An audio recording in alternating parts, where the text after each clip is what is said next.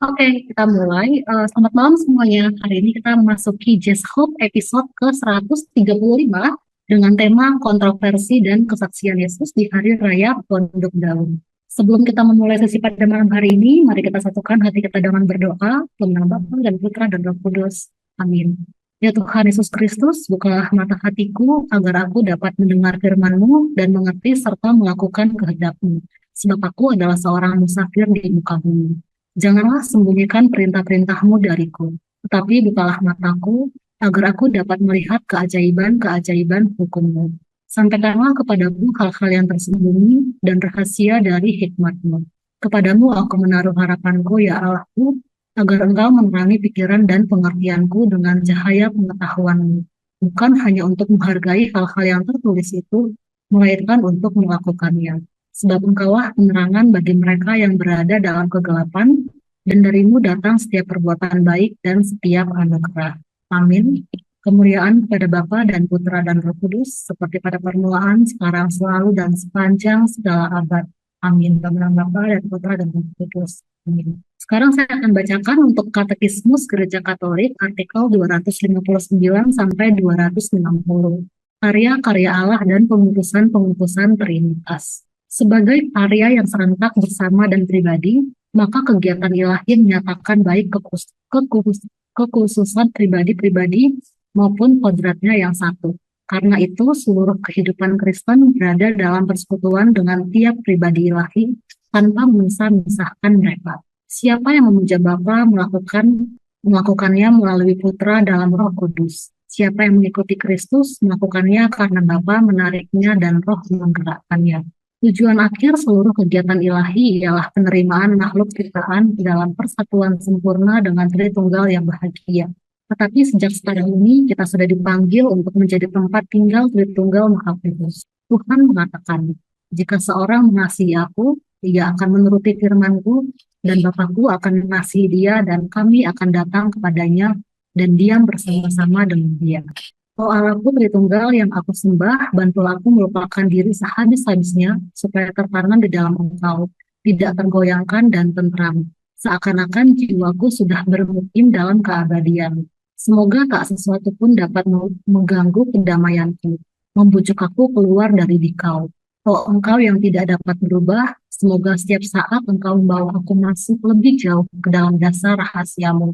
Puaskanlah jiwaku, bentuklah surgamu darinya, tempat tinggalmu yang terkasih dan tempat ketenanganmu. Aku tidak pernah akan membiarkan engkau seorang diri di sana, tetapi aku akan hadir sepenuhnya sadar dalam iman, sepenuhnya penyembahan, sepenuhnya penyerahan kepada karyamu yang mencipta. Untuk perikop hari ini, yang pertama, Yesus pergi ke Yerusalem untuk Hari Raya Pondok Daun. Yang kedua, kesaksian Yesus tentang dirinya, pertentangan tentang asal Yesus, air sumber hidup, dan yang terakhir Yesus dibela oleh Nikodemus. Sekarang marilah kita mendengarkan Injil Tuhan. Sesudah itu Yesus berjalan keliling Galilea, sebab ia tidak mau tetap tinggal di Yudea, karena di sana orang-orang Yahudi berusaha untuk membunuhnya. Ketika itu sudah dekat hari raya orang Yahudi, hari raya Pondok Daun. Maka kata saudara-saudara Yesus kepadanya, berangkatlah dari sini dan pergi ke Yudea, supaya murid-muridmu juga melihat perbuatan-perbuatan yang engkau lakukan. Sebab itu tidak seorang pun berbuat sesuatu di tempat tersembunyi, jika ia mau diakui di muka umum. Jika engkau berbuat hal-hal yang demikian, tampaklah dirimu kepada dunia. Sebab saudara-saudaranya sendiri pun tidak percaya kepadanya. Maka jawab Yesus kepada mereka, waktuku belum tiba, tetapi bagi kami selalu ada waktu. Dunia tidak dapat membenci kamu, tetapi ia membenci aku. Sebab aku bersaksi tentang dia bahwa pekerjaan-pekerjaannya jahat. Pergilah kamu ke pesta itu. Aku belum pergi ke situ karena waktuku belum tenang. Demikianlah katanya kepada mereka dan ia pun tinggal di Galilea. Tapi sesudah saudara-saudara Yesus berangkat ke pesta itu, ia pun pergi juga ke situ. Tidak terang-terangan tetapi diam-diam. Orang-orang Yahudi mencari dia di pesta itu dan berkata, di manakah ia? Dan banyak terdengar bisikan di antara orang banyak tentang dia. Ada yang berkata, dia orang baik. Ada pula yang berkata, tidak, ia menyesatkan rakyat. Tetapi tidak seorang pun yang berani berkata terang-terangan tentang dia karena takut terhadap orang-orang Yahudi. Waktu pesta itu sedang berlangsung, Yesus masuk ke bait Allah lalu mengajar di situ. Maka heranlah orang-orang Yahudi dan berkata, bagaimanakah orang ini mempunyai pengetahuan demikian tanpa belajar? Jawab Yesus kepada mereka, ajaranku tidak berasal dari diriku sendiri, tetapi dari Dia yang telah mengutus aku. Barang siapa mau melakukan kehendaknya, ia akan tahu entah ajaranku ini berasal dari Allah, entah aku berkata-kata dari diriku sendiri. Barang siapa berkata-kata dari dirinya sendiri, ia mencari hormat bagi dirinya sendiri. Tetapi barang siapa mencari hormat bagi Dia yang mengutusnya, ia benar dan tidak ada yang ketidakbenaran padanya. Bukankah Musa yang telah memberikan hukum Taurat kepadamu? Namun tidak seorang pun di antara kamu yang melakukan hukum Taurat itu. Mengapa kamu berusaha membunuh aku? Orang banyak itu menjawab, engkau kerasukan setan. Siapakah yang berusaha membunuh engkau? Jawab Yesus kepada mereka, hanya satu perbuatan yang kulakukan dan kamu semua telah heran.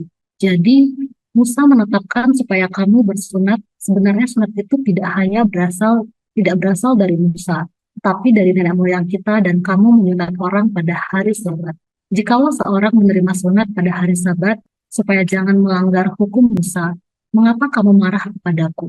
Karena aku menyembuhkan seluruh tubuh seorang manusia pada hari Sabat. Janganlah menghakimi menurut apa yang nampak, tetapi hakimilah dengan adil. Beberapa orang Yerusalem berkata, bukankah dia yang mereka mau bunuh? Dan lihatlah, ia berbicara dengan leluasa dan mereka tidak mengatakan apa-apa kepadanya. Mungkinkah pemimpin kita benar-benar sudah tahu bahwa ia adalah Kristus? Tetapi tentang orang ini kita tahu dari mana asalnya. Tetapi bila mana Kristus datang, tidak ada seorang pun yang tahu dari mana asalnya. Waktu Yesus mengajar di bait Allah, ia berseru, memang aku kamu kenal dan kamu tahu dari mana asalku. Namun aku datang bukan atas kehendakku sendiri, tetapi aku diutus oleh Dia yang benar yang tidak kamu kenal. Aku kenal Dia sebab aku dari Dia dan Dialah yang mengutus aku. Mereka berusaha menangkap Dia, tetapi tidak seorang pun yang menyentuh Dia, sebab saatnya belum tiba.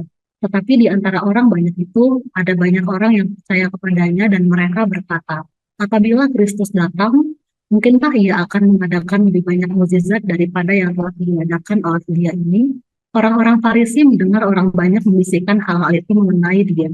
Dan karena itu, imam-imam kepala dan orang-orang Farisi menyuruh penjaga-penjaga bait Allah untuk menangkapnya.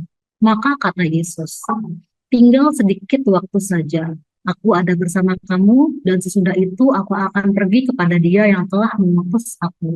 Kamu akan mencari aku, tetapi tidak akan bertemu dengan aku, sebab kamu tidak dapat datang ke tempat di mana aku berada. Orang-orang Yahudi itu berkata seorang kepada yang lain, kemanakah ia akan pergi, sehingga kita tidak dapat bertemu dengan Dia? Adakah maksudnya untuk pergi kepada mereka yang tinggal di perantauan, di antara orang Yunani untuk mengajar orang Yunani? Apakah maksud perkataan yang diucapkannya itu? Kamu akan mencari aku, tetapi kamu tidak akan bertemu dengan aku, dan kamu tidak dapat datang ke tempat di mana aku berada. Dan pada hari terakhir, yaitu pada puncak perayaan itu, Yesus berdiri dan berseru, barang siapa haus, baiklah ia datang kepadaku dan minum. Barang siapa percaya kepadaku, seperti yang dikatakan oleh kitab suci, dari dalam hatinya akan mengalir aliran-aliran air hidup. Yang dimaksudnya ialah roh yang akan diterima oleh mereka yang percaya kepadanya. Sebab roh itu belum datang, karena Yesus belum dimuliakan. Beberapa orang di antara orang banyak yang mendengarkan perkataan-perkataan itu berkata, dia ini benar-benar nabi yang akan datang. Yang lain berkata, ia ini Mesias. Tetapi yang lain lagi berkata, bukan, Mesias tidak datang dari Galilea. Karena kitab suci mengatakan bahwa Mesias berasal dari keturunan Daud dan dari kampung Bethlehem, tempat Daud dahulu tinggal. Maka timbullah pertentangan di antara orang banyak karena Dia. Beberapa orang di antara mereka mau menangkap Dia, tetapi tidak ada seorang pun yang berani menyentuhnya. Maka penjaga-penjaga itu pergi kepada imam-imam kepala dan orang-orang Farisi yang berkata kepada mereka, mengapa kamu tidak membawanya? Jawab penjaga-penjaga itu, belum pernah seorang manusia berkata seperti orang itu. Jawab orang-orang Farisi itu kepada mereka, adakah kamu juga disesatkan? Adakah seorang di antara pemimpin-pemimpin yang percaya kepadanya atau seorang di antara orang-orang Farisi? Tetapi orang banyak ini yang tidak mengenal hukum Taurat, terkutuklah mereka. Nikodemus, seorang dari mereka yang dahulu telah datang kepadanya, berkata kepada mereka, apakah hukum Taurat kita menghukum seseorang sebelum ia didengar dan sebelum orang itu mengetahui apa yang telah dibuatnya?